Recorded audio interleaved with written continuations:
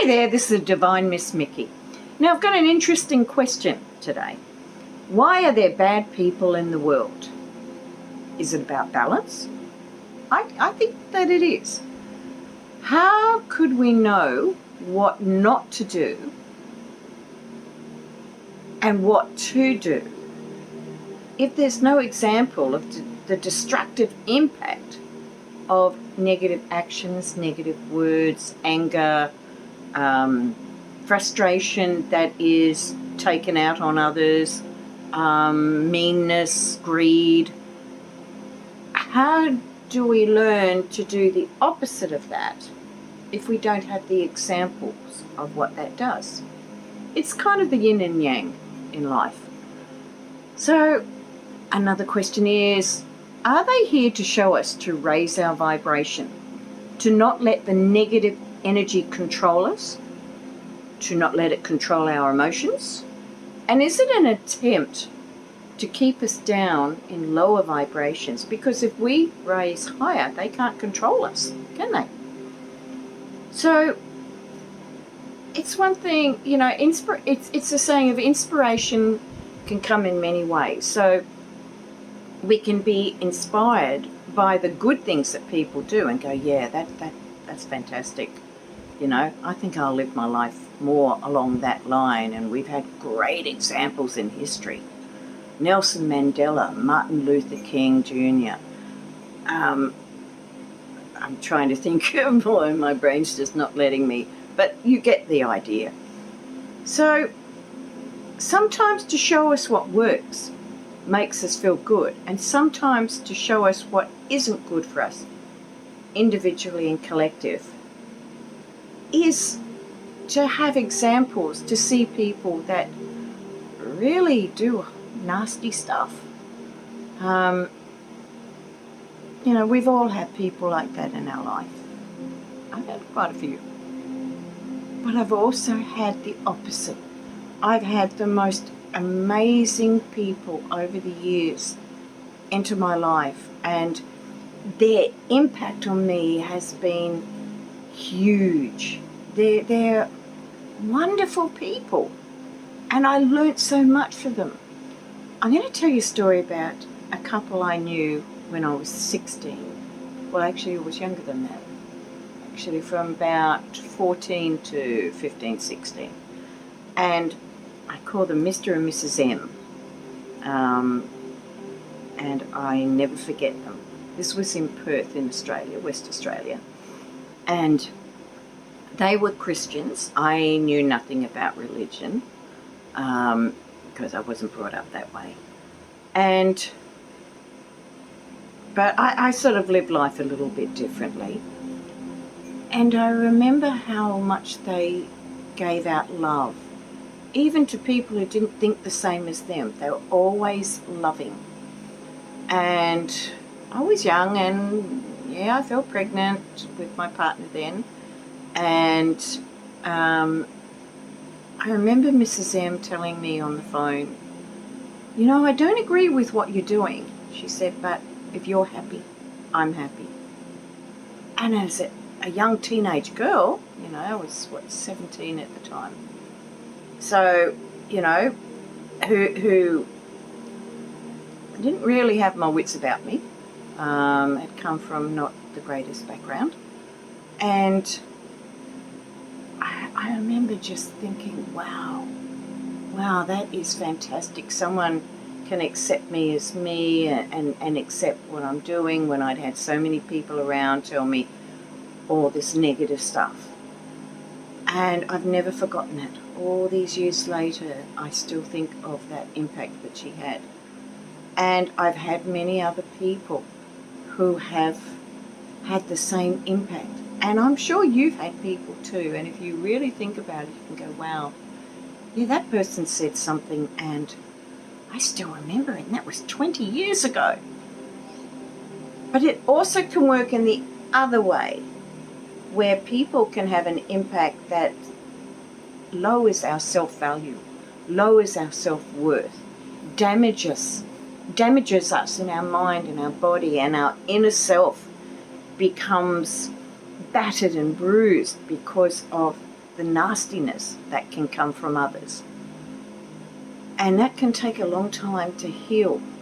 And sometimes we never heal it because we don't know how, which is part of the reason why I do these videos, is to help people help themselves and find ways that work for them.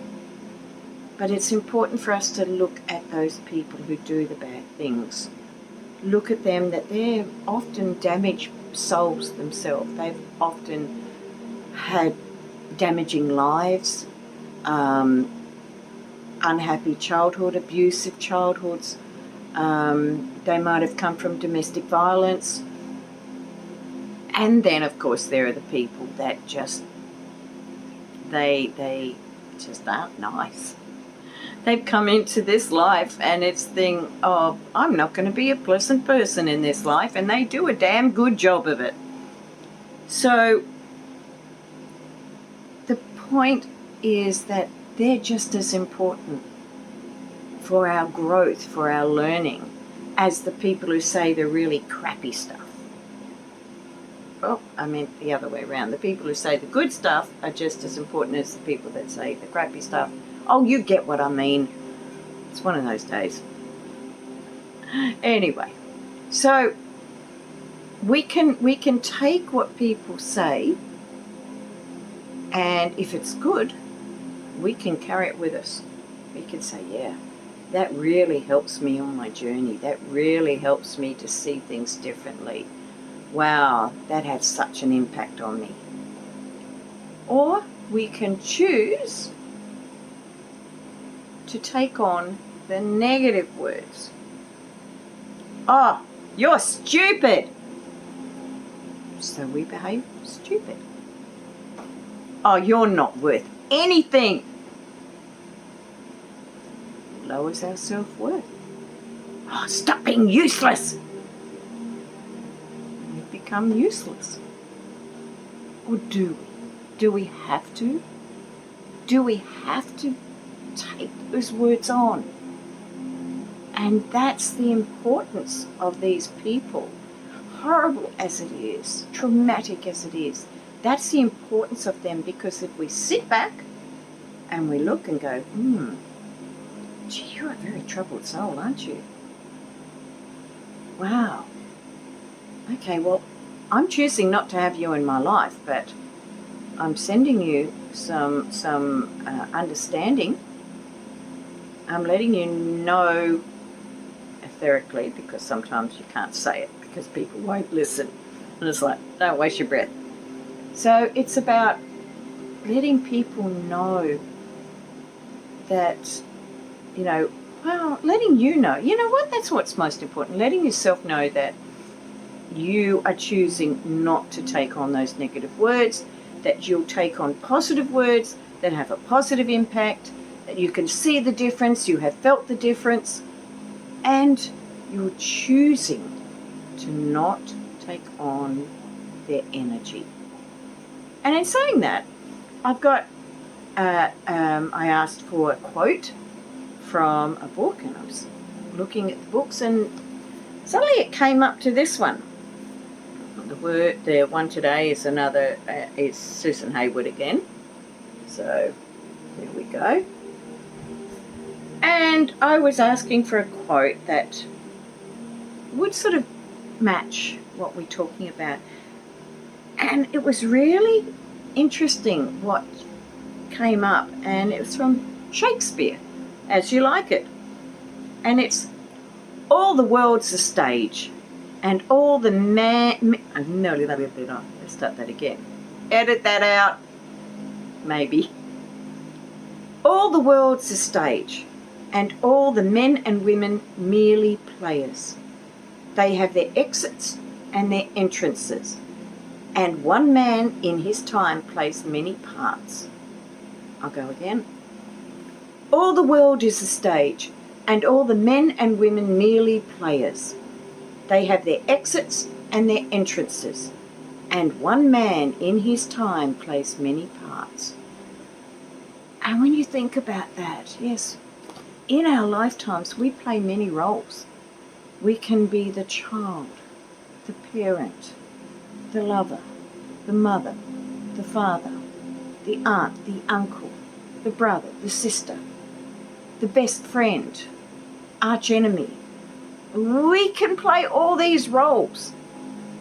But what we choose to do with how we play these roles is what makes a difference to ourselves and our own life journey. So now I asked for a divine guidance card. This is the pack. Let's get that right so you can see it. Okay. And the card that came up is, I thought, very interesting for this subject. Do not give in to doubt and suspicion. This only gives way to disappointment. Be honest with your feelings, especially in dealing with others. Keep your expectations real. Again. Do not give in to doubt and suspicion. This only gives way to disappointment. Be honest with your feelings, especially in dealing with others. Keep your expectations real. Wow. That was not quite what I was expecting, but it makes a lot of sense when you think about it. You know, people will put doubt in your mind. They'll put suspicion in your mind. They'll put fear, control, lack of control.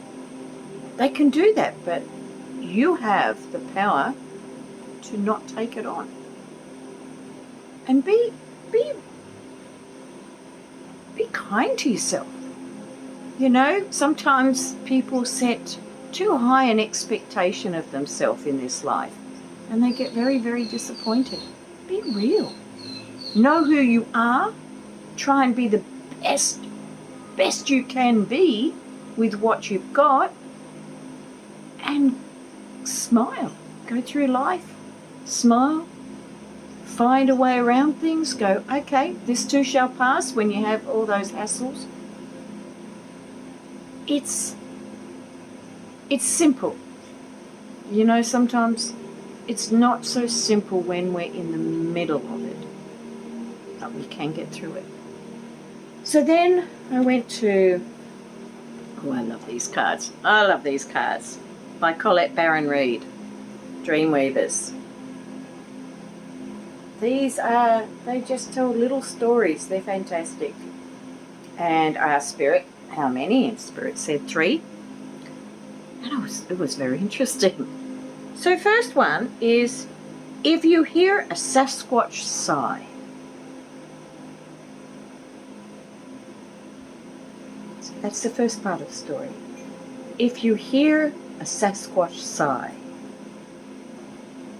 when you're neither here nor there.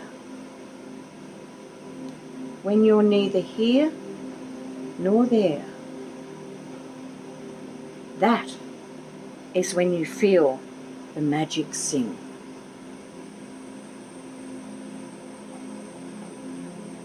That is when you hear the magic sing.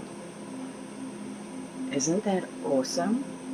So what does that mean? Well, to me, it's saying that, you know, we don't have to fit in with normality.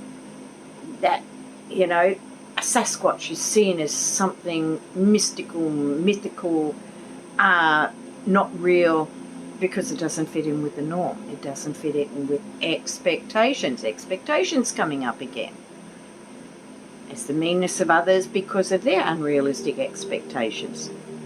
So when we decide and choose to be ourselves, no matter what skin we're in,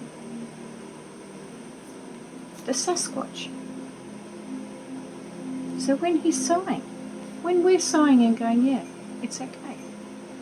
When we're neither here nor there, life is going up and down and all over the place and we're not quite sure where we fit in. When we stop